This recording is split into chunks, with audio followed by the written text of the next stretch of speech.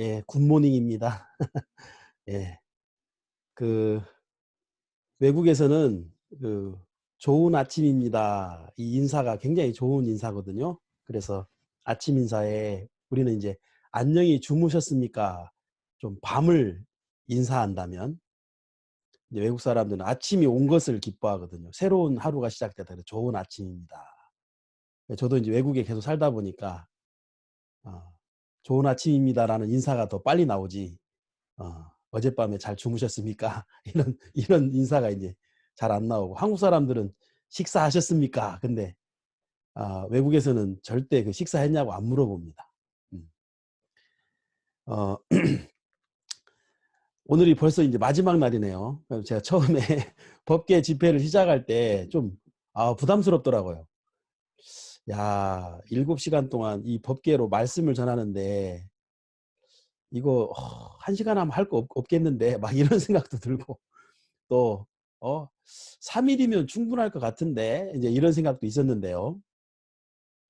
이제 시간 제가 좀 이렇게 충분하게 말씀을 전하고 있습니다. 저는 보통 한 50분에서 한 55분 정도 설교를 하는데, 이번에는 제가 뭐 1시간 반 막 이렇게 제가 시간 가는 줄 모르고 이렇게 말씀을 전하는데, 하나님께 참 감사한 마음이 있고, 이게 어떤 나로 말미암아 된 게 아니라 복음 법궤 집회 강사입니다라는 옷을 입으니까 그 강사의 옷이 저에게 지혜도 주고, 또 말씀을 깨닫게 하고, 또 말씀을 또 마음에 주님이 주시더라고요. 지혜를 주시더라고요. 그래서 오늘 이제 6번째 시간까지 왔고요.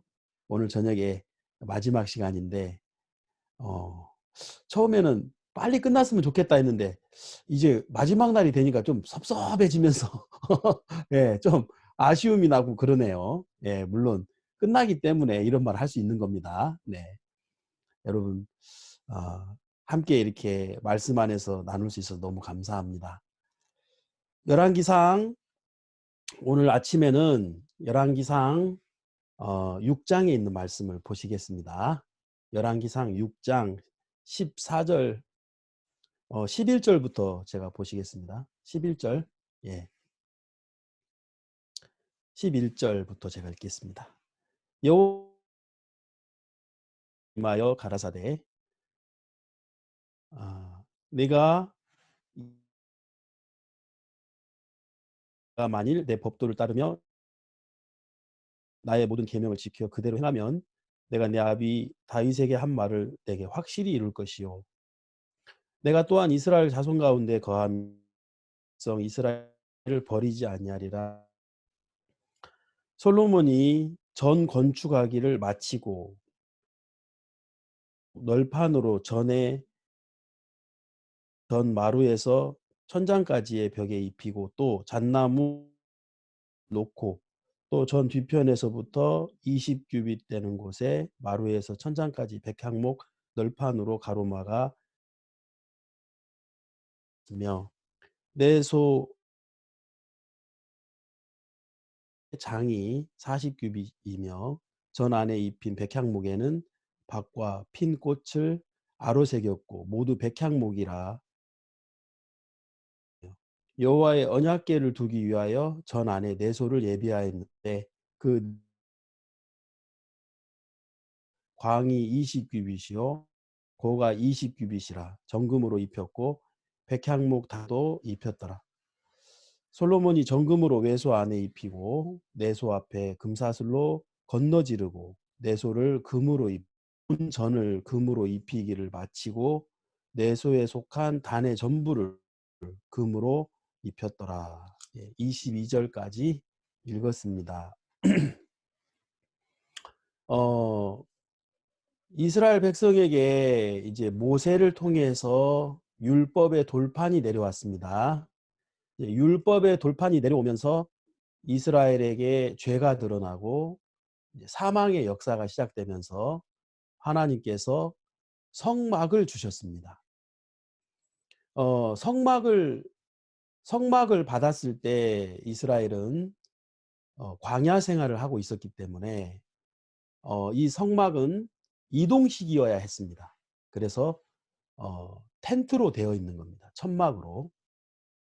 그래서 이제 이동을 할 때마다 이제 성막을 이동을 하는데 이제 다윗 사울 시대부터 해서 이제 왕의 시대가 시작되면서 다윗과 솔로몬으로 이어지는 이제 왕정 시대가 열렸는데 이스라엘은 이제 예루살렘을 중심으로 해서 이제 자리를 잡았습니다.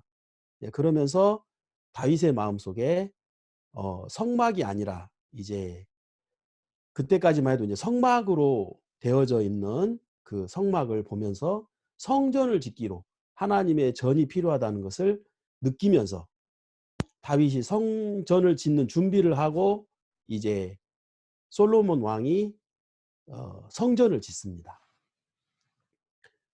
그러니까 이 솔로몬의 어떤 성전의 이 일은 굉장히 중요한 일이고 역사적인 일이 되는 것이죠. 예.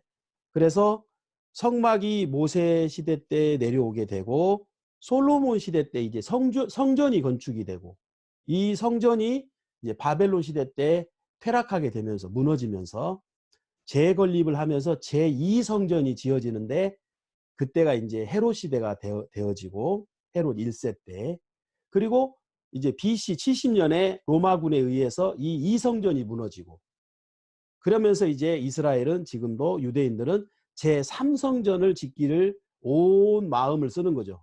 메시아를 믿지 않기 때문에.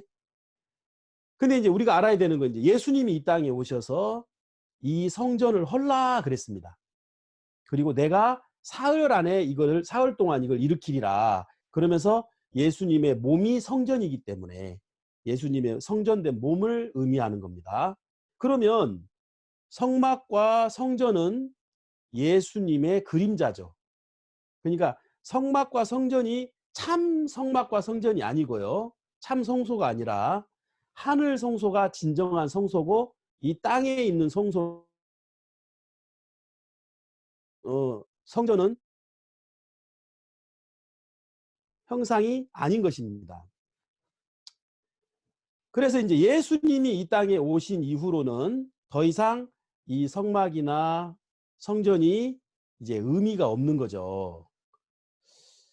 그러니까 이제 솔로몬이 지금 성전을 지었는데 이게 율법의 시대고 예수님 오시기 전이었기 때문에 이 성전을 건축하는 굉장히 의미가 있지만 정확한 영적인 세계로 믿음의 세계에 들어가 보면 이건 다 예수님을 발견하기 위한 그림자였다는 것이죠. 그러니까 성전을 짓는 일보다도 더 중요한 건 이 성전의 참된 의미를 발견하는 것입니다. 그러면 솔로몬 왕이 이제 성전을 지었습니다. 성전을 짓기 위해서 여러분 오늘 어제 새벽에 그 법궤를 만들고 성막의 기명을 만드는 사람들에 대해서 얘기했지 않습니까? 그러면서 이제 열왕기상 3장에 보면요. 자, 열왕기상 3장. 열왕기상 3장 9절. 누가 주의 이 많은 백성을 재판할 수 있사오리이까? 지혜로운 마음을 종에게 주사 주의 백성을 재판하여 선악을 분별하게 하옵소서. 10절. 솔로몬이 이것을 구하매 그 말씀이 주의 마음에 맞은지라. 자, 솔로몬이 이제 왕이 됩니다. 여러분 솔로몬이 왕이 될 때 나이가 8세였습니다. 8세. 예. 이 8세의 어린 아이였습니다. 솔로몬이 왕으로 등극할 때 배경을 보면 다윗에게 이제 여러 아들이 있었죠. 이제 그 중에 압살롬은 이제 반역을 했었고 또 이제 이후에 이 아도니아의 마음속에 열왕기상 1장에 왕이 되고 싶은 마음이 일어났어요. 다윗이 이제 늙었으니까. 자, 근데 누가 왕으로 세움을 입냐면 솔로몬이 왕으로 세움을 입어요. 근데 그 당시에 솔로몬은 8살짜리 아이였고요. 그리고 결정적으로 솔로몬은 밧세바의 아들이었습니다. 여러분 밧세바가 누굽니까? 다윗의 치부죠. 다윗의 부끄러움, 정말 다윗이 드러내기 싫고 다윗이 정말 부끄러운 사람 아닙니까? 그 솔로몬은 밧세바의 아들이었습니다. 그리고 8살이었습니다. 그러니까 솔로몬을 왕으로 세우는 것은 정말 이거는 좀 무모해 보이는 일이었습니다. 아도니아 마음속에 당연히 아도니아 마음속에 내가 왕이 될 것이다 라는 마음을 가지고 있어요. 근데 하나님은 누구를 왕으로 세웠냐면, 다윗은 누구를 왕으로 세웠냐면 솔로몬을 왕으로 세운 거예요. 자, 그러면 솔로몬의 시작은 뭐였습니까? 밧세바의 아들, 그리고 어린 아들. 정말 어린아이처럼 아무것도 모르고 정말 무시받을 수밖에 없는 다윗의 아들 중에서도 정말 내가 밧세바의 아들이다. 여러분, 이것이 큰 세력이 될 수 없는 조건이었다는 것이죠. 그런데 이제 하나님의 뜻에 의해서 솔로몬이 왕이 됩니다. 그럼 솔로몬도 어떤 자격이나 조건으로 왕이 된 사람이 아니고요. 100% 다윗의 믿음과 하나님의 은혜로 왕이 된 거예요. 자, 이제 솔로몬이 왕이 됐습니다. 그리고 하나님께 처음으로 뭘 구하냐면 지혜를 구합니다. 근데 이것이 하나님께 너무 기쁜 거예요. 왜냐? 솔로몬은 성전을 지을 사람이거든요. 그러면 성전을 지으려면 지혜가 필요한 겁니다. 그럼 하나님이 이 솔로몬의 지혜를 구하는 이 마음을 하나님이 기뻐한 이유는 지혜를 구했기 때문에 기쁜 게 아니라 성전을 위해서 지혜가 필요한데, 부살렐과 아브넬이 하나님의 지혜를 얻었죠. 그러면서 하나님의 지혜를 얻은 자들이 모여서 성막을 지은 것처럼, 그러면 성전을 짓는 일에 있어서도 바로 마음이 감동된 자, 그리고 지혜로운 자가 필요했던 겁니다. 근데 이 솔로몬이 딱 감동이 될 사람이라는 거죠. 밧세바의 아들, 그리고 8살짜리 아이. 그러나 하나님이 나를 왕으로 세웠다. 왜? 성전을 짓게 하게. 다윗의 뒷왕은 굉장히 중요한 위치예요. 왜냐하면 다윗은 원래 다윗이 성전을 짓기를 원했지만 피를 너무 많이 흘렸다는 이유로 하나님이 다윗 시대에 성전을 짓지 않고 그 뒷세대로 미뤘기 때문에 다윗의 후를 이은 그 뒷왕은 성전을 짓는 그 임무와 딱 연결이 되는 겁니다. 그러면 이 솔로몬 왕은 성막의 기명을 만드는 사람들처럼 마음이 감동되고 마음이 자원하고 마음이 지혜를 얻어야 되는 거예요. 그런데 마침 이 솔로몬은 밧세바의 아들이었습니다. 그리고 8살짜리 조건이 없는 왕이었기 때문에 그가 하나님의 은혜로 100% 믿음으로 말미암아 왕이 됐으니까 얼마나 그 마음속에 하나님의 은혜가 충만하겠습니까? 감사가 충만하겠습니까? 마음이 감동되고, 그리고 그 마음속에 성전을 짓고 싶은 마음이 막 올라왔어요. 그리고 이제 뭐가 필요합니까? 지혜가 필요한데 솔로몬이 하나님께 지혜를 구하니까 하나님의 마음에 딱 맞는 거예요. 그래서 이 솔로몬이 지혜를 가진 왕이 되었습니다. 자, 여러분, 이 지혜는 하나님이 왜 허락했죠? 솔로몬이 왕 정치를 잘하라고? 솔로몬이 나라를 잘 다스리라고? 아니면 정말 솔로몬이 그런 게 아니라 바로 성전을 짓기 위한, 정말 그 성전과 연결되어 이제 솔로몬이 성전과 함께 사는 사람, 그래, 성전을 의지해서 사는 사람, 그렇게 되기를 바랬던 겁니다. 지혜는 우리 자체가 지혜로운 사람이 돼야 되는 게 아니라 그 지혜는 하나님이 우리에게 주어서 우리가 성전을 짓는 일을 하는 거죠. 그러면 이 성전은 우리에게 필요한 곳이죠. 왜? 우리는 연약하고 넘어질 수밖에 없는 사람이잖아요. 그러니까 우리는 성전이 필요한 거예요. 주님의 은혜가 필요한 거예요. 근데 이제 이 솔로몬은 지혜로운 왕이 돼서 지혜로서 성전을 짓고 또 스바 여왕에게 그 지혜의 칭찬을 들으면서 이 솔로몬 왕은 지혜로운 자가 돼버린 겁니다. 예? 지혜로운 자가 되고 지혜를 얻은 자가 되면서 더 이상 솔로몬은 성전을 지은 사람인데 마음에는 성전이 지어지지 않은 사람이라는 것이죠. 자, 여러분, 열왕기상 8장을 보겠습니다. 열왕기상 8장. 자, 열왕기상 8장 1절부터 보겠습니다. 이에 솔로몬이 여호와의 언약궤를 다윗성 곧 시온에서 메어 올라오고자 하여 이스라엘 장로와 모든 지파의 두목 곧 이스라엘 자손의 족장들을 예루살렘 자기에게로 소집하니 이스라엘 모든 사람이 다 에다님 월 곧 7월 절기에 솔로몬 왕에게 모이고 이스라엘 장로들이 다 이름에 제사장들이 궤를 매니라. 여호와의 궤와 회막과 성막 안에 모든 거룩한 기구들을 메고 올라가되 제사장과 레위 사람이 그것을 메고 올라가매 솔로몬 왕과 그 앞에 모인 이스라엘 회중이 저와 함께 궤 앞에 있어 양과 소로 제사를 드렸으니 그 수가 많아 기록할 수도 없고 셀 수도 없었더라. 제사장들이 여호와의 언약궤를 그 처소로 메어 드렸으니 곧 내전 지성소 그룹들의 날개 아래라. 자, 여러분 여기 이제 언약궤를 메고 이제 성전을 지었는데 성막에서는 이제 다 이동식이었고 천막식이었는데 이제 성전을 지으면서 이 크기가 커집니다. 성전이 성막보다 훨씬 커요. 그러면서 이제 그곳에 있는 기명들을 새로 지어요. 크게. 예?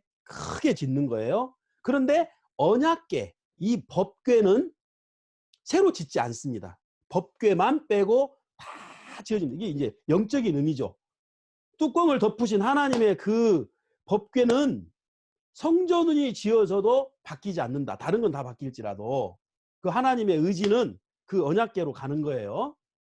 그래서 이 언약궤가 성전이 지어지고 지성소가 지어지고 마지막으로 들어가는 이야기입니다. 지금 방금 읽었던 열왕기상 8장 1절에서 7절까지 쭉 이제 그 궤가 움직이는 이야기인데 여러분 이야기를 쭉 읽으면서 좀 뭐가 빠졌잖아요. 뭐가 빠졌습니까? 어제 저녁에 여러분 저한테는 이제 오늘 낮이었는데 여러분들한테 어젯밤이었죠. 오벳에돔하고 아미나답의 차이가 뭐죠? 똑같이 궤를 움직였고 똑같이 궤를 받아들였는데 여러분 다윗 성으로 언약궤가 들어올 때 다윗은 어떻게 받아들였습니까? 다윗 왕은 기쁨으로. 그렇죠. 막 춤을 추면서 수금과 비파를 울리면서 나팔을 불면서 그 언약궤가 오는 게 기쁨이었는데 자 여러분 이 솔로몬은 막 번제를 드리고 수많은 양이 죽어가는데 문제는 기쁨이 없는 거예요. 언약궤가 들어오는데 언약궤는 들어왔고 성전은 지어졌는데 이 언약궤의 참 의미, 성전의 참 의미 여러분 그게 뭐죠? 그게 기쁨이잖아요. 기쁨이 없는 거예요. 자 여러분 이제 열왕기상 8장 37절에 보면 만일 이 땅에 솔로몬이 이제 기도를 합니다. 성전이 지어지고 솔로몬이 이제 기도하는 거예요. 만일 이 땅에 기근이나 온역이 있거나 곡식이 시들거나 깐부기가 나거나 메뚜기나 황충이 나거나 적국이 와서 성읍을 에워싸거나 무슨 재앙이나 무슨 질병이 있든지 물론하고 한 사람이나 혹 주의 온 백성 이스라엘이 다 각각 자기 마음의 재앙을 깨닫고 이 전을 향하여 손을 펴고 무슨 기도나 무슨 간구를 하거든 주는 계신 곳 하늘에서 들으시고 사유하시며 각 사람의 마음을 아시오니 그 모든 행위대로 행하사 갚으시옵소서. 주만 홀로 인생의 마음을 다 아심이니다. 자 이렇게 기도합니다. 자 솔로몬이 분명히 성전을 짓고 이제 지성소가 언약궤가 들어가고 이제 너무 기쁜 마음으로 지금 마음의 표현을 하는 거죠. 자 여러분 우리가 이제 어려울 수 있습니다. 재앙이 올 수도 있고 우리가 범죄할 수도 있고 우리가 넘어질 수 있습니다. 그때 우리가 이 성전을 향하여 기도합시다. 누구든지 이 성전으로 와서 또 성전을 향하여 우리가 주님께 기도하고 주님의 은혜를 구합시다. 자 그러니까 성전이 우리에게 필요한 이유죠. 우리는 연약하고 넘어질 수밖에 없으니까요. 근데 여러분 열왕기상 11장에 솔로몬이 이제 타락하기 시작합니다. 열왕기상 11장에 자 여기 보시면 1절 솔로몬 왕이 바로의 딸 외에 이방의 많은 여인을 사랑하였으니 곧 모압과 암몬과 에돔과 시돈과 곧 헷 여인이라. 4절 솔로몬의 나이 늙을 때에 왕비들이 그 마음을 돌이켜 다른 신을 쫓게 하였으므로 왕의 마음이 그 붙인 다윗의 마음과 같지 아니하였으니. 자, 그러면 솔로몬이 이방신을 섬기기 시작합니다. 자, 9절 솔로몬이 마음을 돌이켜 이스라엘 하나님 여호와를 떠남으로 여호와께서 저에게 진노하시니라. 여호와께서 일찍이 2번이나 저에게 나타나시고 이 일에 대하여 명하사 다른 신을 쫓지 말라 하였으나 저가 여호와의 명령을 지키지 아니하므로. 자, 성전을 짓는 일에 쓰임을 받았습니다. 솔로몬은.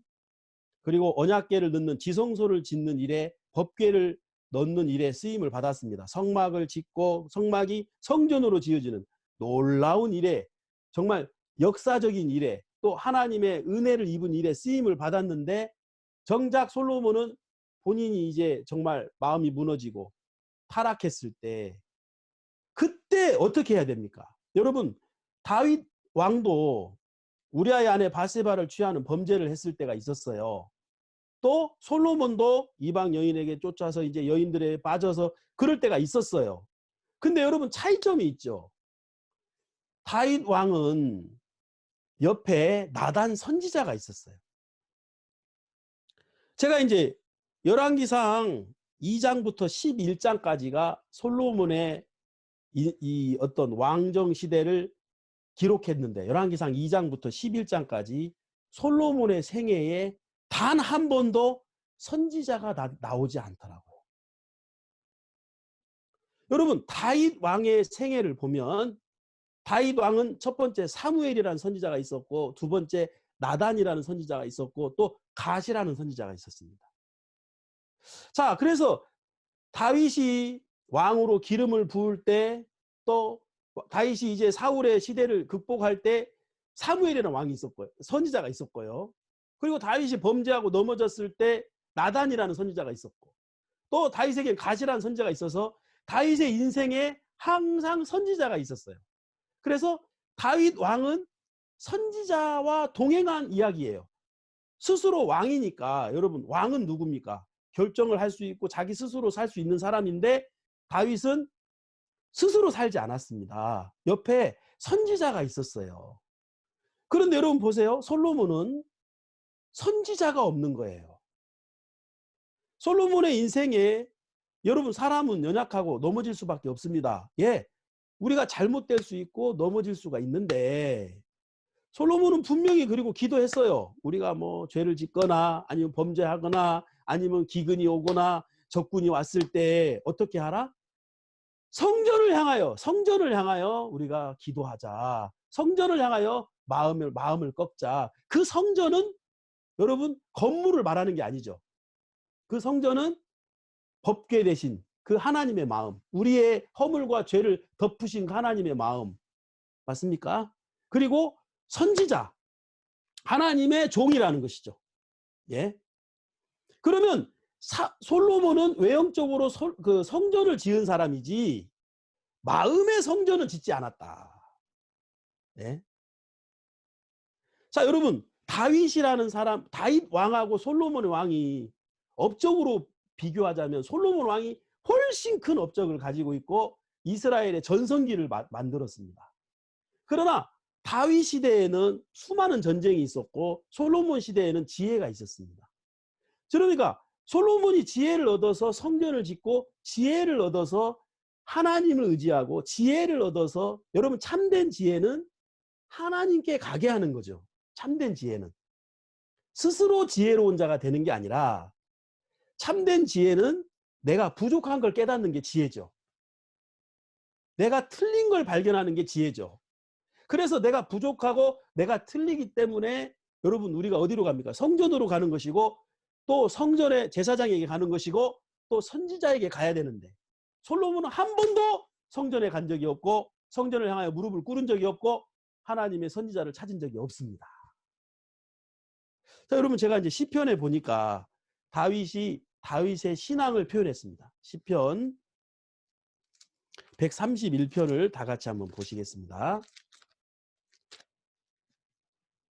시편 131편 다 같이 보시겠습니다.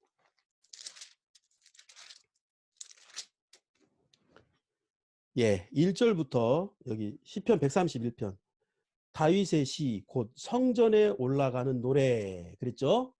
이제 다윗 성전에 올라가는 이제 노래 1절 여호와여 내 마음이 교만치 아니하고 내 눈이 높지 아니하며 내가 큰일과 미치지 못할 기이한 일을 힘쓰지 아니하나이다. 2절 실로 내가 내 심령으로 고요하고 평온케 하기를 젖된 아이가 그 어미 품에 있음 같게 하였나니 내 중심이 젖된 아이와 같도다. 이스라엘아 지금부터 영원까지 여호와를 바랄지어다. 자, 여러분 다윗 왕은 어떤 마음으로 살았냐면 젖된 아이라는 것이죠. 내 중심이 젖된 아이다. 여러분 그 젖된 아이에게는 어미의 품이 있어야 됩니다. 예? 이 아이가 가장 안전할 때가 언제죠? 어미의 품 안에 있을 때. 또 가장 평안할 때가 언제죠? 어미의 품 안에 있을 때. 그러니까 이 젖된 아이는 곧 무슨 뜻이냐면 나는 어미의 품이 있었다. 그걸 강조하는 거죠. 왕이었습니다. 다윗은. 용맹했고 이스라엘의 가장 위대한 왕이었고 믿음이 있는 왕이었지만 다윗은 젖된 아이였습니다. 여러분 솔로몬의 시작을 보십시오. 밧세바의 아들입니다. 8살짜리 아이였습니다. 그러니까 솔로몬은 그의 시작은 젖된 아이였다는 것이죠. 아무 할 말 없는 그리고 자랑할 것 없는 그리고 그 성전을 위해서 하나님이 지혜를 주신 것뿐인데 솔로몬은 자기의 근본을 잃어버린 거예요. 자기의 근본을 잃어버린 거예요. 자, 여러분 제가 사역자가 됐고 목사가 됐고 선교사가 됐어도 저는 지금도 종이 필요한 사람이고 교회가 필요한 사람이고 또 하나님의 은혜가 필요한 사람이더라고요. 정말 목사님이 우리를 이끌어주지 않으면 우리는 또 타락할 수밖에 없고 또 우리는 자기를 세울 수밖에 없는 거예요. 그래서 우리가 교회 앞에 어떤 마음의 자세를 가져야 되냐면 젖된 아이. 내가 나이가 50이 됐다 하더라도 내가 교회 안에서 구원만 30년이 됐다 하더라도 아니면 내 나이가 70이 됐다 하더라도 우리의 마음의 중심은 어디에 있어야냐면 젖된 아이에 있어야 되는 겁니다. 그러면 젖된 아이라면 어미의 품이 필요한 사람이라는 거죠. 어미의 품. 여기에 품이라는 단어가 나옵니까? 여러분 이 품을 주목해 주세요. 누가복음 16장을 보겠습니다. 자, 누가복음 16장입니다.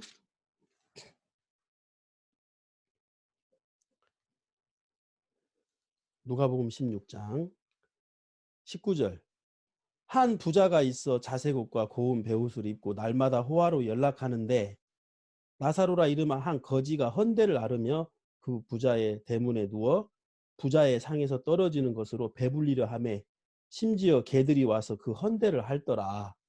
22절 이에 그 거지가 죽어 천사들에게 받들려 아브라함의 품에 들어가고 부자도 죽어 장사되매 23절 저가 음부에서 고통 중에 눈을 들어 멀리 아브라함과 그의 품에 있는 나사로를 보고 불러가로되 아버지 아브라함이여 나를 긍휼히 여기사 나사로를 보내어 그 손가락 끝에 물을 찍어 내 혀를 서늘하게 하소서 내가 이 불꽃 가운데서 고민하나이다. 자 여러분 거지 나사로가 이제 죽었어요. 부자도 죽었어요. 자 거지 나사로는 천국에 갔고 부자는 지옥에 갔죠. 근데 천국이 지금 여기 뭐라고 표현되어 있냐면 아브라함의 품이라고 되어 있습니다. 거지가 누구죠? 여러분 거지는 누구냐면 소유가 없는 사람입니다. 여러분 신앙의 가장 큰 대적이 뭔지 아십니까? 여러분 신앙의 영적인 세계의 가장 큰 대적은 소유입니다. 소유. 자 여러분 아브라함과 롯이 함께 하다가 아브라함과 롯이 헤어집니다. 창세기 13장에서. 아브라함의 목자와 롯의 목자가 다퉈요. 아브라함의 소유와 롯의 소유가 다퉈요. 그러면서 소유가 부딪히면서 아브라함과 롯이 결별합니다. 자, 하나님이 분명히 아브라함의 품이잖아요. 그러니까 롯은 아브라함의 품 안에 있어야 되는데 이 거지 나사로는 죽어서 아브라함의 품에 들어갔잖아요. 그러나 롯은 처음부터 아브라함의 품에 있었던 조카였는데 롯은 아브라함의 품 안에 그 마음이 없는 사람입니다. 이 아브라함의 품, 여러분 성막과 성전은 핵심이 뭡니까? 여러분 성막의 핵심은 지성소, 지성소는 뭐가 있죠? 법궤. 법궤가 뭐죠? 날개로 덮었다는 것이죠. 품이죠. 예? 그러면 성전의 핵심은 지성소. 성전은 법궤 위에 또 천사의 날개가 있어요. 큰 날개가 있어요. 덮었다는 거죠. 주 날개 및 그 품입니다. 품. 그래서 언약궤를 맨다는 것은 내가 그 하나님의 품 안으로 들어가는 걸 말하는 겁니다. 품 안으로. 그러니까 거지 나사로는 가진 게 없어요. 자랑할 게 없어요. 내세울 게 없어요. 또 한 게 없어요. 아무 소유가 없어요. 근데 나사로는 딱 하나가 있어요. 그게 뭡니까? 아브라함의 품. 다윗은 왕이었습니다. 많은 전쟁을 승리했습니다. 또 믿음으로 일들을 했습니다. 그러나 다윗은 젖된 아이였다고 말합니다. 다윗은 젖된 아이고 곧 여호와의 품, 하나님의 품 안에 있는 사람이다. 아멘. 자, 그러면 여러분, 하나님이 우리에게 원하는 신앙은 솔로몬의 신앙입니까? 다윗의 신앙입니까? 거지 나사로의 신앙입니까? 부자의 신앙입니까? 거지 나사로. 예? 가진 게 없어요. 자, 여러분, 어제 제가 얘기했죠. 보화를 살 때 뭘 팔아? 자기의 소유를 팔아 그 밭을 샀느니라. 그러니까 여러분, 하나님의 세계에 들어가려면, 영적인 세계에 들어가려면, 천국에 들어가려면 여러분 우리가 거지가 돼야 되는 거예요. 거지가 된다는 건 뭐냐면 내 소유가 없는 거예요. 내 의, 내 생각, 내 마음. 제가 유럽에서 뭘 잘못했냐면 내 마음을 가지고 내 생각을 가지고 유럽에서 제가 사역을 하고 일을 했습니다. 그러니까 내 사역에는 뭐 그냥 그렇게 지내는데 유럽 교회와 하나가 안 되는 거예요. 왜냐하면 내 사역이 있고 또 내 신앙이 있으니까 자꾸 부딪히는 겁니다. 오영신 목사님하고 마음이 하나, 오 목사님하고 마음을 합하는 게 그렇게 어렵더라고요. 이만큼 합하면 또 저기가 계시고 또 저기 가서 합하면 또 여기가 계시고 또 여기가 있으면 또 저기 가고. 아이고 얼마나 피곤한지. 근데 이제 내 것이 딱 버려지는 거예요. 어떻게 버려졌냐면 하나님이 저에게 가르쳐 주시더라고요. 내 생각과 내 마음이 바로 대적이에요. 하나님이 뭐라 그랬죠? 내 생각은 너희 생각과 다르며. 아십니까? 예, 이미 내 마음은 하나님의 마음과 다릅니다. 내 생각은 하나님의 마음과 다릅니다. 그럼 누가 대적이냐? 여러분이 막 무슨 교회를 향하여 뭐 불평을 하고 원망을 하고 뭐 손을 들어야 그게 대적이 아니라 내 마음을 가지고 사는 사람은 곧 대적이에요. 왜? 어느 정도까지 내 마음에 맞을 때까지는 문제가 안 되지만 내 마음에 맞지 않는 것들을 만났을 때 반드시 내 마음은 뒤틀리게 돼 있고 내 마음은 거스리게 돼 있다는 것이죠. 그래 어느 날 제 마음속에 하나님이 네 생각과 네 마음이 바로 대적이야.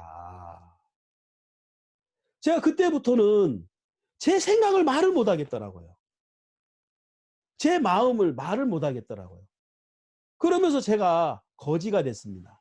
내 생각의 거지가 되고 내 마음을 버리니까 거지가 되는 거죠. 그러니까 이제 교회의 마음에 이끌리고 종의 마음에 이끌리기 시작했습니다.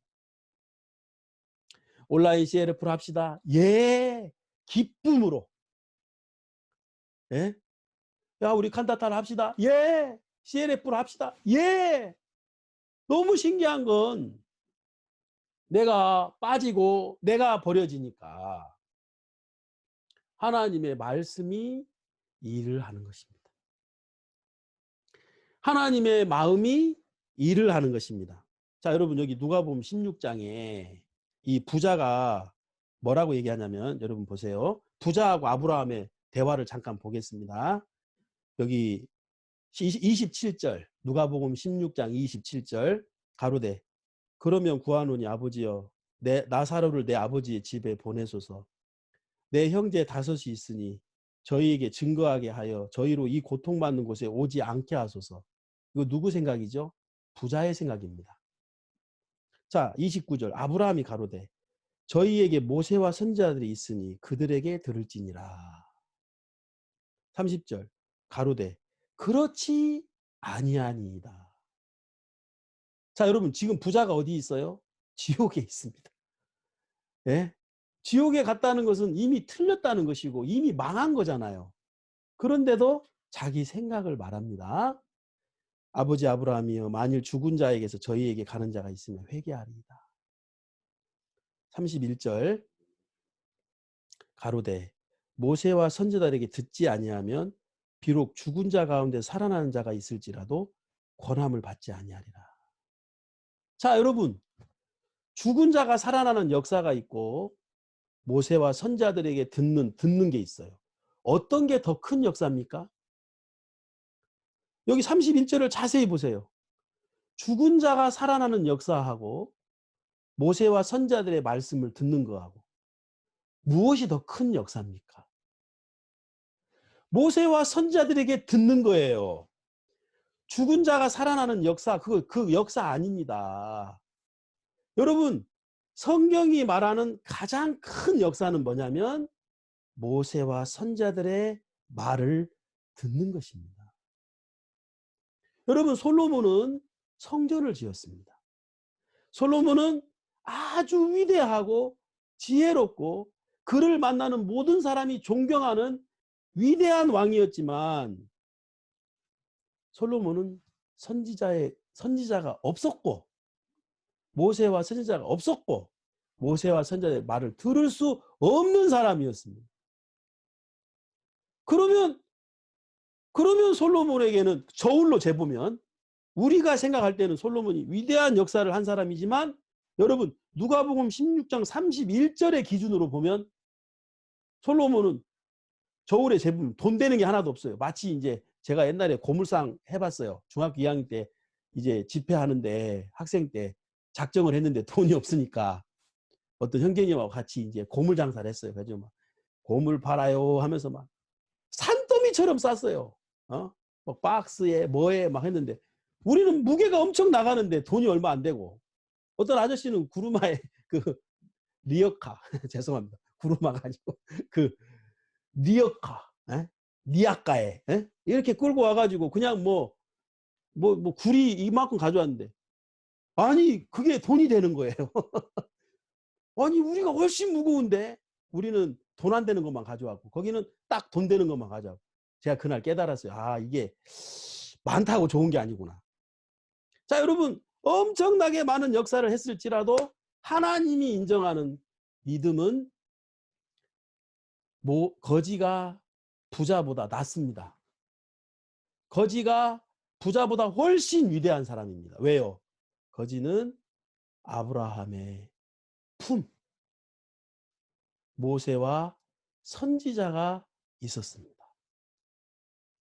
자, 여러분 여기 우리 성경 하나 더 보겠습니다. 열왕기하 5장. 열왕기하 5장.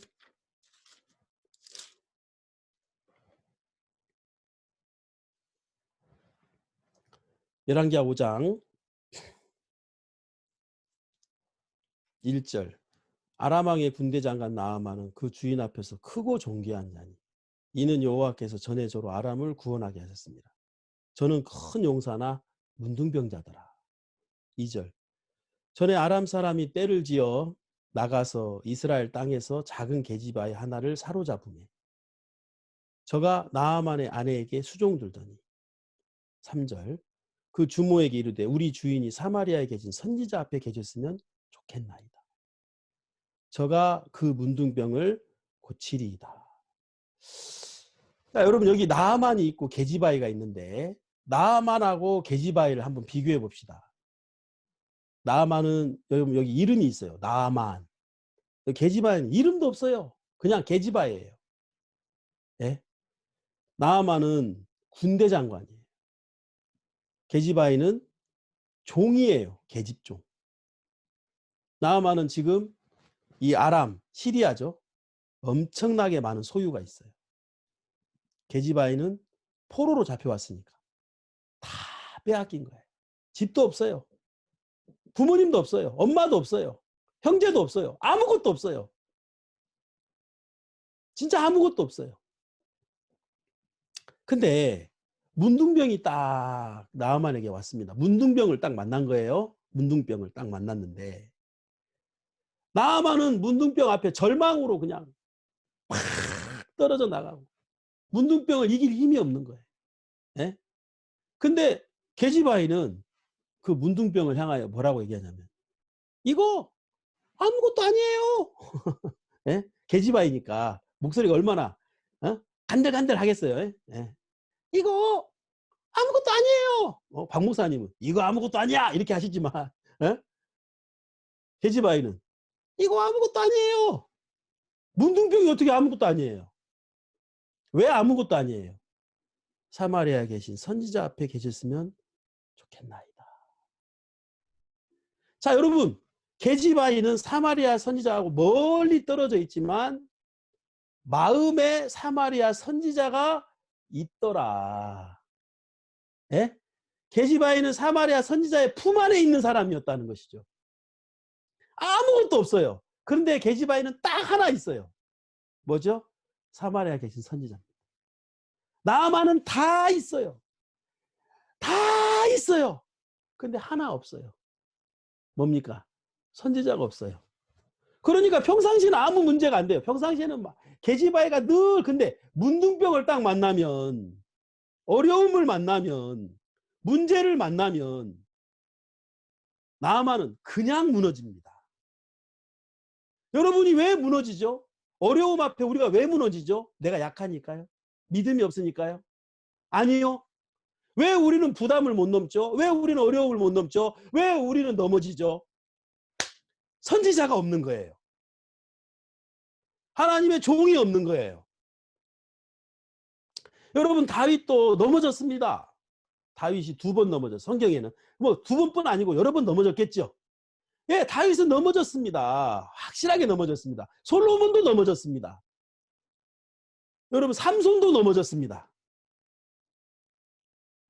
삼손 옆에 사무엘 같은 선지자가 있었더라면 삼손 옆에 나단 같은 선지자가 있었더라면 얼마나 위대한 하나님의 종이 되었겠습니까? 자, 여러분 이 계집아이는 포로로 잡혀왔죠? 맞습니까? 예, 부모를 잃었습니다. 그리고 원수의 집에 와 있잖아요. 원수의 집에. 그 원수의 집에 왔는데 그 원수에게 문둥병이 걸린 거예요. 얼마나 기뻐요. 어? 이 계집아이가 막 빨래를 하면서 아이고 꽃이 와라. 아이고 꽃이 와라. 야 드디어 하나님이 이 인간 내가 알아봤어 하면서 막 시원하게 빨래를 빨면서 그럴 줄 알았어. 빨리 죽어야 돼. 이 사람은 빨리 죽어야 돼. 그게 아니라 이 계집아의 마음속에 그 나아만에게 생명의 길을 제시했다는 것은 이 계집아의 마음속에 기쁨이 있는 겁니다. 형편을 넘은 기쁨. 예? 그 다음에 그 모든 사람을 넘은 그 기쁨. 그 모든 걸 넘을 수 있는 그 힘이 어디서 왔냐면 사마리아에 계신 선지자가 그 마음에 있었다. 이번에 온라인 CLF를 하는데 박옥수 목사님께서 4번의 말씀을 전하시는데 영원한 속죄에 대해서 새 언약에 대해서 목사님이 아주 자세하게 복음을 전해주시는데 제가 그렇게 기쁘더라고요. 뭐 누가 뭐 몇 명 왔고 누가 말씀을 듣는 게 아니라 하나님 이런 분명한 복음을 지금까지 지켜오시고 이 복음을 우리에게 전해주시고 이 복음을 지켜온 이 종이 우리에게 있다는 게 너무 감사합니다. 음? 자, 여러분 지금 수많은 교회가 있어요. 전 세계에. 예? 우리처럼 이렇게 힘있게 복음을 전하고 복음만 전하는 교회는 없습니다. 대부분의 교회들은 어떤 죄사함의 복음보다도 은사에 관심이 있고 성령의 인도에 관심이 있고 정말 주님이 우리에게 주신 것은 딴 것까지 복음을 전하라 그랬는데 복음을 전하고 복음을 지키는 건데 예? 그 복음을 전하고 복음을 지키는 그게 교회의 일인데 솔로몬은 성전은 지었지만 솔로몬의 마음에 성전이 지어지지 않았습니다. 여러분 성경 말씀 하나 보겠습니다. 에베소서 2장에 있는 말씀을 한번 보겠습니다. 에베소서 2장 20절부터 보겠습니다. 에베소서 2장 20절. 너희는 사도들과 선지자들의 터 위에 세우심을 입은 자라. 그리스도 예수께서 친히 모퉁이 돌이 되셨느니라. 그의 안에서 건물마다 서로 연결하여 주 안에서 성전이 되어가고 22절. 너희도 성령 안에서 하나님의 거하실 처소가 되기 위하여 예수 안에서 함께 지어져 가느니라. 자, 여기 성전이 나옵니다. 자, 여러분 여기서 말하는 이 성전은 건물의 성전을 말하는 게 아니라 내면적 성전을 말하는 것이죠. 솔로몬이 외적으로는 성전을 지었지만 다윗은 성전을 짓진 않았습니다. 그러나 다윗의 마음에는 성전이 있었습니다. 성전이 있는 사람, 여러분 성막이 있는 사람은 죄를 지어도 넘어지지 않아요. 왜? 죄를 지으면 성막에 가면 되거든요. 이스라엘 백성이 왜 3,000명이 죽었습니까? 성막이 없었기 때문에. 그 죄를 해결할 방법이 없었기 때문에 죽은 거예요. 여러분 다윗이 범죄를 했지만 정확하게 나단으로 인하여 그 죄 사함을 정확하게 받으면서 시편 51편에 그 죄에서 해결을 하고 정확하게 해결을 받잖아요. 그러면 여러분 이 성전은 결국 교회였다. 예? 이 시대로 말하면 자 여러분 이제 보십시오. 아담이 범죄를 했습니다. 죄가 세상에 들어왔습니다. 그리고 아브라함이 믿음의 시대를 열었습니다. 자 그리고 모세의 율법이 내려오고 성막이 내려옵니다. 솔로몬이 성전을 짓습니다. 그 다음에 이제 예수님이 이 땅에 오십니다. 그러면서 예수님이 이제 이전에 있었던 성막과 성전은 예수님의 그림자죠. 그리고 예수님이 승천을 하시면서 제자들에게 이 세상을 맡깁니다. 예수님은 복음을 완성하셨고 그 완성된 복음을 우리가 전하면 되는 겁니다. 믿음은 들음에서 오기 때문에 복음을 전하면 이제 들음의 믿음의 역사가 일어나는 거죠. 네. 그러면서 이제 사도행전과 이제 시대를 넘어가면서 교회 시대가 열리는 거예요. 그러면서 이제 교회 시대가 열리고 지금도 우리는 교회 시대를 살고 있는 거죠. 그렇다면 진정한 성전은 뭐였습니까? 바로 예수님의 몸인 이 교회였다. 그럼 우리가 이 교회 안에서 함께 지어져 가는 겁니다. 예? 그러니까 여러분 우리도 이제 성전을 지어가는 거죠. 이것은 외형적인 성전을 말하는 게 아니라 우리의 마음에서 그러면 성전은 누가 짓습니까? 예, 마음이 감동된 사람, 마음이 자원하는 사람, 또 마음에 지혜가 있는 사람. 그러면 감동된 사람은 뭐냐면 정말 나 같은 자를 주님이 쓰시다니 또 내 죄를 덮으신 주님 그 복음이 내 마음을 감동시키는 거죠. 주님의 마음이 내 마음을 감동시키는 거죠. 그래서 우리의 마음속에 성전이 지어지고 하나님의 종이 세워지고 선지자가 세워지면 우리의 삶도 다윗처럼 믿음의 삶으로 들어가는 거예요. 그러면 우리가 무슨 간증을 하냐면 삶 속에 저는 젖된 아이입니다. 내가 선교사라도 내가 목사라도 아니면 내가 무슨 5,000명의 복음을 전한 역사를 가진 사람이라도 나는 또 뭐라고 말하냐면 저는 젖된 아이입니다. 여러분 박 목사님 간증을 들어보면 정말 지금 목사님처럼 훌륭하고 그런 위대한 역사를 가진 종이 없었잖아요. 그리고 지금도 이미 엄청난 복음의 역사가 일어나는데 목사님 마음은 늘 어린아이처럼 주님 앞에 무릎을 꿇고 주님의 은혜를 구하고 아무것도 아닌 자로 돌아가시더라. 그 위치로 가더라는 거죠. 그러면서 아브라함의 품 안에 있는 그 거지 나사로처럼, 이 계집 아이처럼, 그게 바로 종으로 사는 삶이라는 것이죠. 예수님이 이 땅에 오셔서 왕의 모습도 있고, 예수님이 인자의 모습, 사람의 모습도 있고, 요한복음에서는 하나님의 아들의 모습도 있지만, 예수님이 마가복음에서는 하나님의 종으로 오셨잖아요. 그러니까 여러분, 진정한 신앙은 종으로 사는 삶이더라고요. 여러분, 종은 주인만 있으면 돼요. 종은 없는 자예요. 보십시오. 종은 계획이 없어요. 또 이름도 없어요. 주인이 개똥아 그러면 개똥이에요. 그 다음날 소똥아 그러면 소똥이에요. 종이에요. 그래서 성경에 귀뚫은 종이 나오거든요. 나는 당신을 떠나지 않겠습니다. 나는 영원히 당신에게 속하겠습니다 하면서 귀를 뚫어요. 그러니까 이스라엘에는 종이 두 부류가 있어요. 안식년을 기다리는 종, 그리고 귀뚫은 종. 안식년만 기다리는 거예요. 빨리 6년이 지나고 7년이 와라. 나 이제 좀 쉬어야지. 그 종이 있고요. 영영이 속한 종이 있어요. 나는 주인을 만나는 거예요. 그러니까 종에게 가장 큰 기쁨은 뭐냐면 주인을 만나는 거죠. 여러분, 똑같이 다윗도 왕이었고 솔로몬도 왕이었지만 다윗과 솔로몬의 마음의 차이, 그건 뭐냐면, 그래서 하나님이 솔로몬을 사랑하신 겁니다. 그래서 솔로몬이 밧세바의 아들인 것이 하나님이 너무 좋은 거예요. 또 8살밖에 되지 않는 그 어린아이였던 것이, 그래서 다윗도 어린아이였잖아요. 얼굴이 붉은 어린아이였지 않습니까? 그래서 하나님이 다윗을 세웠잖아요. 왜? 연약하기 때문에, 부족하기 때문에. 그래서 그가 하나님을 의지하라고. 네? 여러분, 우리가 성전을 짓는다는 것은, 성막을 짓는다는 것은 외형적인 건물을 짓는 게 아니라 우리의 마음에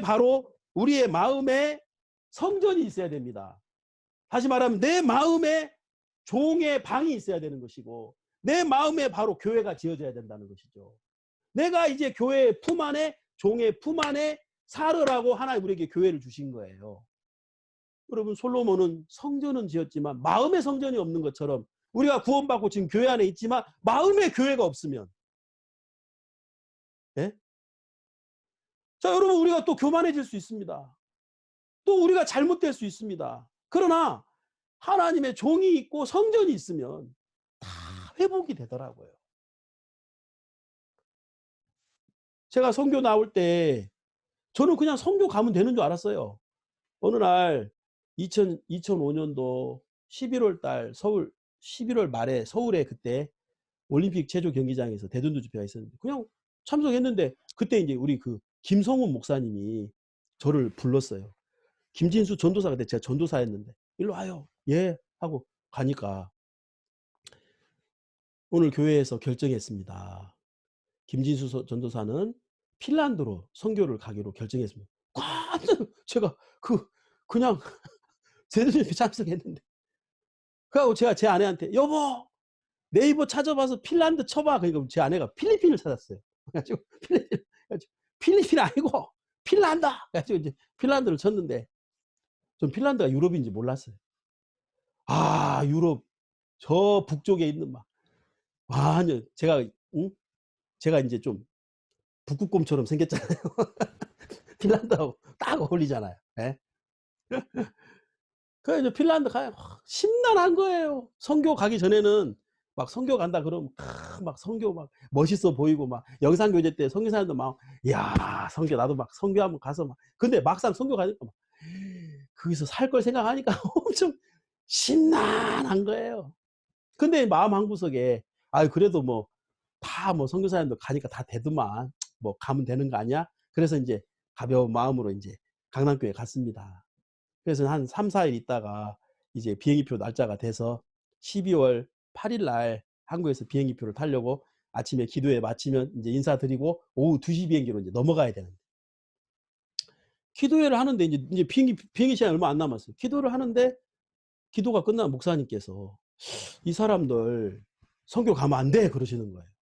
갑자기 하면서 나 지금 출발해야 되는데 가면 안 된다는 거예요. 목사님 왜 저러시지? 목사님 막 책망을 하시면서 이 사람들 선교 가면 안 돼 그러면서 가면 안 된대요. 저는 잘 이해가 안 되더라고요. 내가 뭘 잘못했지? 잘 모르겠더라고요. 그래서 일단 1층으로 내려가서 우리가 소모임실에 모여서, 그때 옆에 같이 선교 나가려고 했던 사람이 한 3명 있었거든. 같이 막 기도를 했어요. 근데 내가 지금 뭘 잘못했지 모르겠는 거예요. 하나님 은혜를 베푸죠. 근데 제가 지금 뭘 잘못했죠? 그래서 이제 기도는 막 하는데 머릿속에 내가 지금 뭐가, 또 다시 올라갔어요. 목사님 은혜 입혀 주십시오. 안 돼. 갈 수 없어. 이런 마음으로는 안 돼. 이런 마음이 도대체 뭘까 하면서 또 내려가서 또 다시 기도회를 막 하고, 하나님 도대체 모르겠습니다. 가르쳐 주십시오 하면서 올라왔어요. 그래서 제가 이제 비행기 시간이 막 다가오니까 목사님 은혜 입혀 주십시오 그랬거든요. 그랬더니 목사님이 이렇게 약간 움찔하시더라고요. 갖고 내가 이거였구나. 그래서 목사님 은혜 입혀 주십시오 그러니까 목사님이 이렇게 움찔하시길래 막 기분이 좋았어요. 이제 이렇게 통과하는구나 하면서 하는데, 갑자기 그래 어떻게 은혜를 입을 건가? 그러게 어떻게 은혜를 입냐고요? 그래서 갑자기 이제 질문하시는데 글쎄요. 그래서 이제 다시 나가가지고 은혜를 입긴 입어야겠는데 어떻게, 대화가 잘 안 되는 거예요. 그래서 막 가서 또 목사님 지금 출발해야 되는데 비행기표 환불이 안 됩니다 목사님. 그래 이제 막 띵강을 막 놓고 하다가 이제 목사님 마지막에 그래 가라 그러면서 이제 그렇게 이제 울면서 눈물을 또 흘리면서 정신없이 그 스타렉스에 짐 싣고 이제 가는데 막 힘이 다 빠졌어요. 막 지금 선교 가는데 막 으쌰 하고 가야 되는데 힘이 다 빠져버렸어요. 그래가지고 아휴 하면서 이제 힘이 다 빠져가지고 공항 가는데 막 저희 어머니도 그때 옆에 오시고 막 누나들도 이제 안녕 우리 아들 이제 안녕 해야 되는데, 제가 완전히 힘 빠져 있으니까 전부 다 아무 말 못하고 창밖을 다 보면서 이제 그러면서 공항에 간 거예요. 공항에 갔는데 막 갑자기 마음에서 막 서글픈 마음이 막 올라오는 거예요. 막 좀 하나님 널 도울 거야 하면서 막 축복 기도도 좀 해주시고 또 믿음의 교제도 좀 해주시면, 나는 뭐야 어떤 선교사들은 갈 때 목사님 뭐 기도해 주시고 믿음을 간, 나는 뭐 갈 수 없다 그러고 안 된다 그러고 뭐 막 찝찝하게 가는 것 같으니까 별로 마음에 막 감사가 안 되는 거예요. 그러면서 이제 비행기를 탔어요. 비행기를 타 가는데 여러분 기쁨이 하나도 안 되는 거예요. 가긴 가는데 도대체 어떻게 가야 될지도 모르겠고, 그래 이제 제가 그 비행기 창에 딱 머리를 대고 시간이 쭉 가는데, 하나님 도대체 이게 왜 날벼락입니까? 근데 제가 지금 어디 가는 겁니까 지금? 하나님. 그러면서 이제 좀 있으면 새로운 나라에 도착해갖고 가만히 있으면 우리 아들들은 저기서 지금 천진난만하게 어디 가는지도 모르고 막 뛰어다니고, 어이구 이거 큰일 났네 이거. 그러니까 이제 막 갑자기 마음이 막 폭폭해지면서 하고 있는데, 제 마음에 목사님이 그냥 우리를 혼내시는 게 아닐 건데 목사님 우리를 왜 혼내셨을까 하고 생각을 하는데, 뭐가 하나 딱 짚히는 거예요. 그게 뭐냐면, 제가 지금 선교는 가긴 가는데 제 마음이 들떠 있었어요. 여러분 선교 가는 게 들뜰 일은 아니잖아요. 왜냐하면 그거 가면 언어도 모르고 얼마나 기도할 일이 많습니까? 근데 제가 기도가 안 되고 들떠 있는 내 마음이 보이면서 하면서, 근데 나는 왜 들떠 있었지? 너무 막연하게 내가 그냥 가면 되겠지.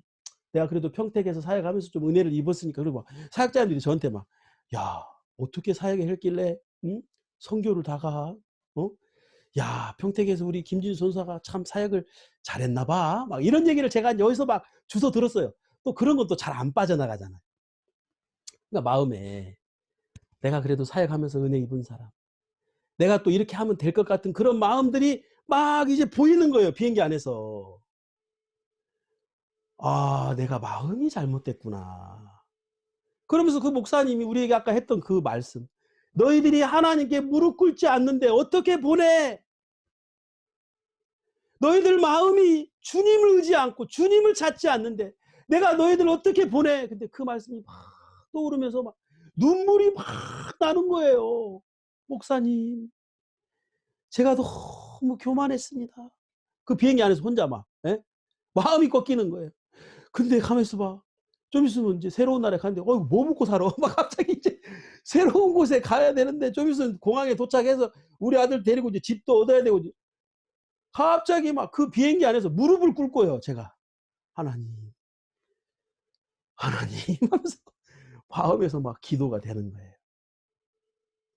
그 목사님의 책망이 아니었으면 저는 그냥 그 들뜬 마음으로 핀란드에 와서 못 모르면서 잘하지도 못하면서 얼마나 제가 설치고 살았겠었나. 그래가지고 마음이 다 낮아져가지고 공항에 딱 도착했는데 러시아의 이현동 목사님하고 독일의 민웅기 선교사님이 저를 기다리고, 민웅기 선교사님이 영어를 잘하시니까 저는 영어를 아예 못하니까 이현동 선교사님은 여기 빼째르니까 이제 오신 거예요. 제가 목사님 고맙습니다. 저 같은 자를 위해서 이곳에 와주셔서 너무 감사합니다. 근데 거기 단기 형제가 한 명 와 있는데 어이구 형제 고마워. 근데 그 형제가 누구냐면 지금 러시아의 이상철 선교사님이었어요. 근데 단기였어요. 그 단기한테 제가 어이구 형제 고마워. 정말 나를 도와주려고 이렇게 함께 와서 고마워. 제가 막 이제 막 고맙더라고요. 그러면서 그날부터 하나님이 저희들이 이제 아파트를 얻어야 되는데 아파트가 어디 있어요? 그 가는 곳마다 다 퇴짜만 했어요. 왜냐하면 나는 외국인이죠. 뭐 주민번호도 없죠. 보증인도 없죠. 그러니까 나에게 아파트를 줄 수가 없는 거예요. 근데 이제 한 아파트에 갔는데 그 집주인이 막 여러 가지 묻다가 묻는 게 뭐냐면 그 사람 어느 나라 사람이냐고 묻는 거예요. 그러니까 나는 이제 뭐 비자도 없고 아무것도 없는데 한국 사람이라 하니까 이 집주인이 갑자기 한국 사람? 그 북한인지 남한인지 확인해 달라는 거예요. 내가 당연히 남한이죠. 그러니까 남한 사람이라고 하니까 아파트를 준 거예요. 그러면 됐습니다.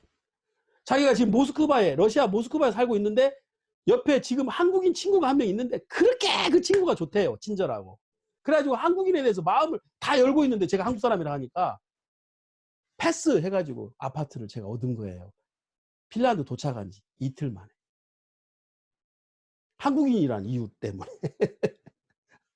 얼마나 감사합니까? 그래가지고 그 아파트 거실에 그날 저녁에 무릎 꿇고 기도했어요.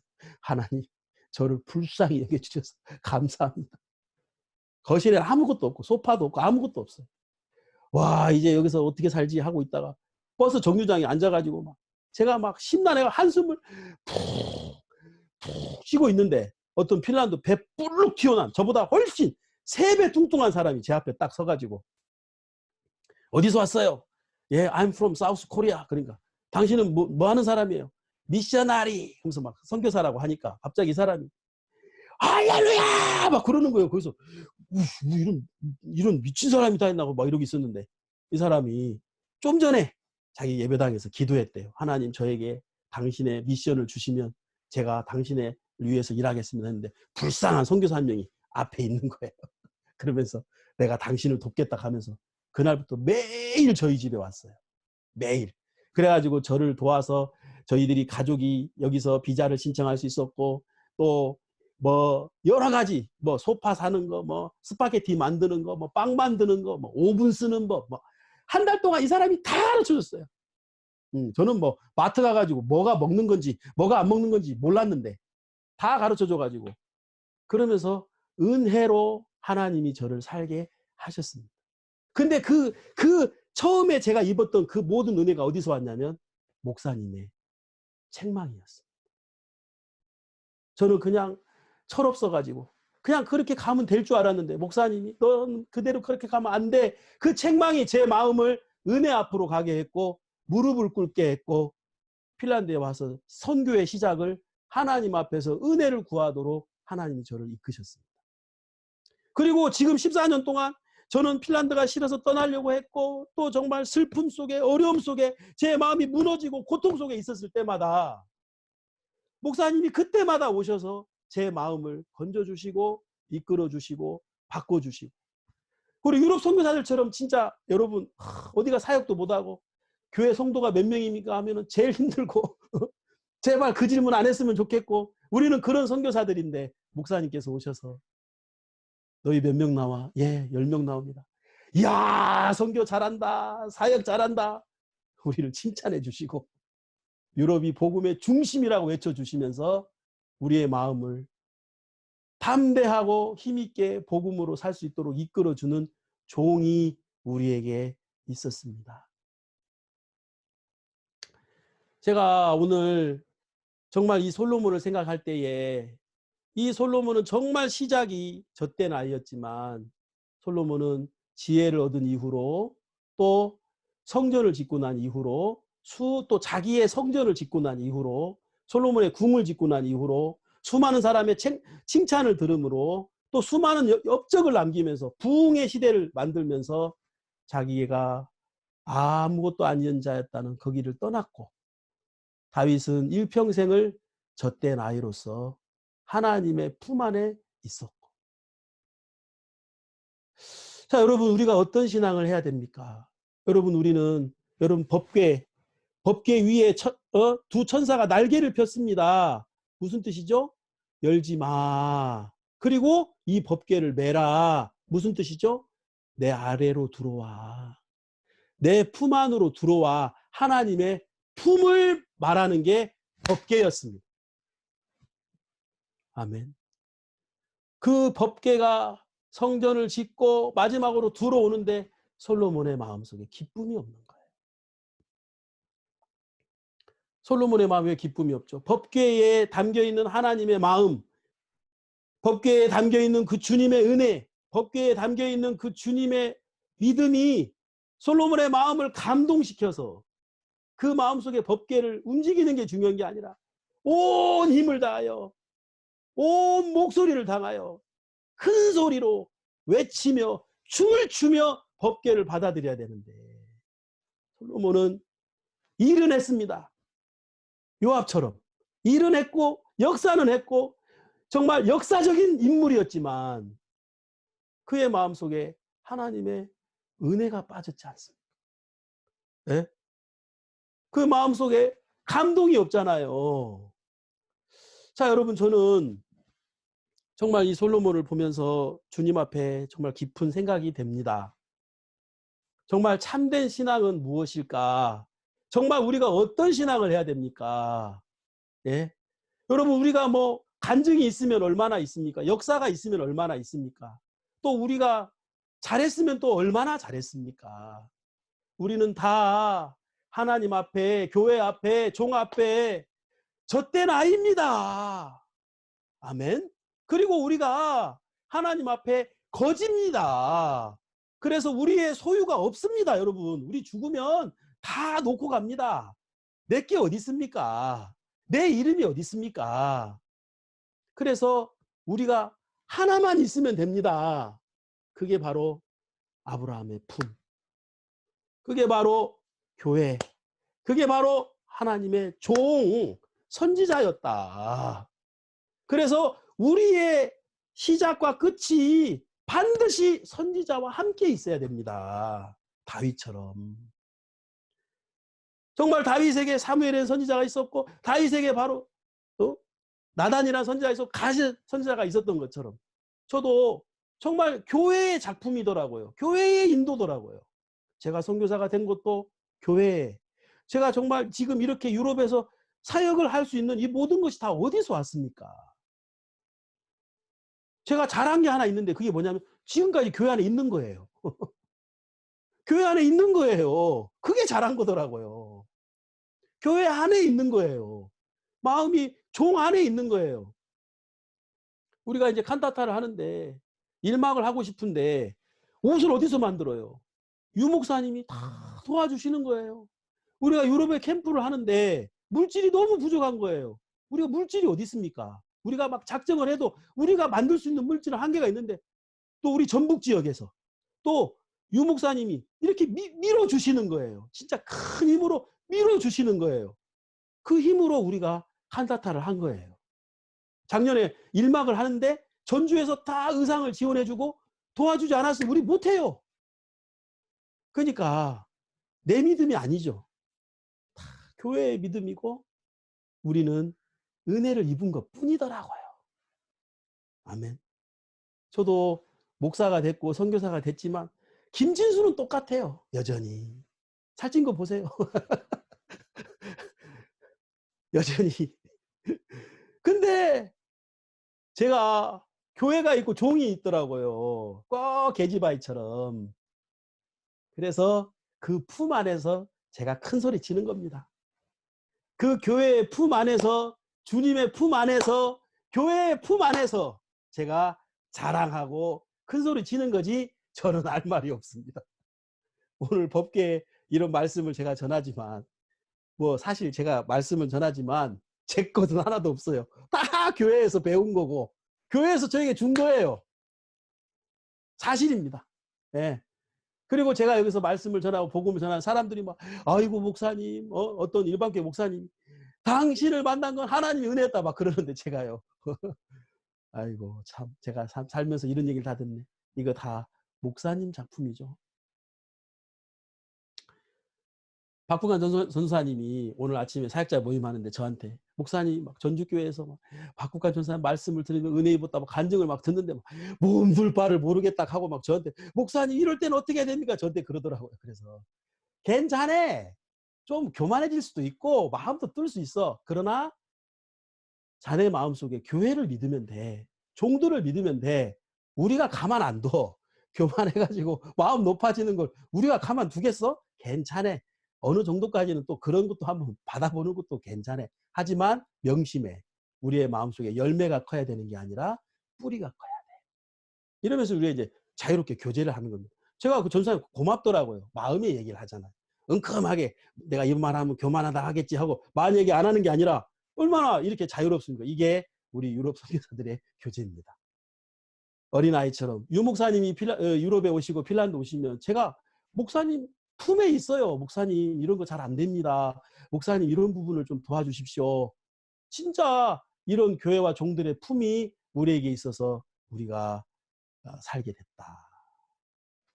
너무 감사한 마음이 있습니다.